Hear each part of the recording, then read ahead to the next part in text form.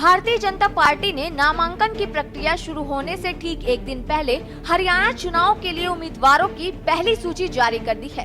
BJP की ओर से जारी की गई जंबो लिस्ट में कुल 90 में से 67 विधानसभा सीटों के लिए उम्मीदवारों के नाम है।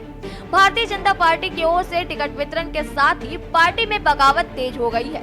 भाजपा से सांसद नवीन जिंदल की मां और पूर्व मंत्री सावित्री जिंदल ने भाजपा के टिकट न मिलने के बाद बगावती रुख अपना लिया है। सावित्री जिंदल ने स्पष्ट शब्दों में कहा कि मैं तो चुनाव लड़ूंगी। इस बयान से राजनीतिक हलचल और तेज हो गई है। वहीं हरियाणा के बिजली मंत्री रंजीत चौटाला ने भी भाजपा के खिलाफ बगावती सुर अपनाए हैं। रंजीत सिंह ने भाजपा को छोड़कर निर्दलीय चुनाव लड़ने का ऐलान किया है। वो 8 सितंबर को रनिया में शक्ति प्रदर्शन करेंगे। रंजीत ने कहा कि भाजपा हाईकमान ने मुझे दबावली से चुनाव लड़ने का ऑफर दिया है, लेकिन मैंने ये ऑफर ठुकरा दिया। रनिया सीट से टिकट न मिलने के बाद चौटाला ने कहा वे जल्दबाजी में कोई निर्णय नहीं लेंगे।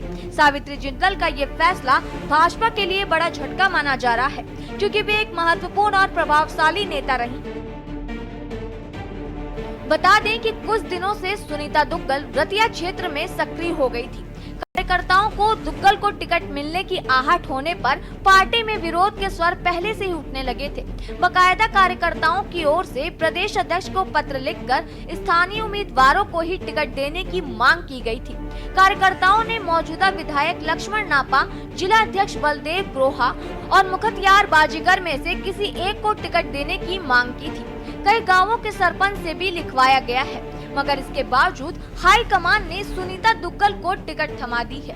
वहीं फतेहाबाद में भाजपा किसान मोर्चा के जिला मीडिया प्रभारी सतपाल बाजीगर ने भी पार्टी के सभी पदों से इस्तीफा दे दिया है।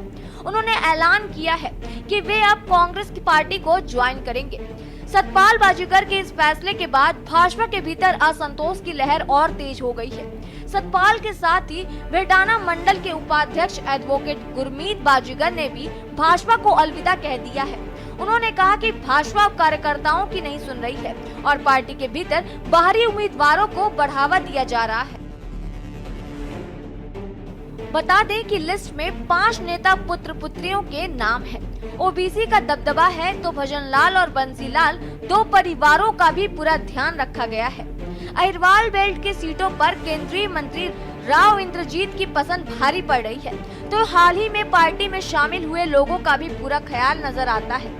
हरियाणा में हैट्रिक लगाने की कोशिश में जुटी बीजेपी ने उम्मीदवारों की पहली लिस्ट के जरिए ये संदेश दे दिया है कि वे अब जाट पॉलिटिक्स की पिच पर प्रतिद्वंदियों को वॉकओवर नहीं देने वाली। पार्टी अब ओबीसी वोट बैंक के साथ जाट और दलित को मिलाकर वोटों का नया समीकरण गढ़ने की कोशिश में है।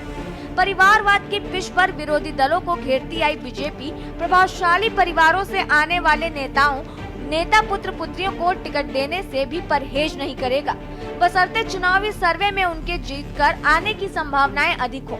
स्पेशल डेस्क के न्यूज़ इंडिया।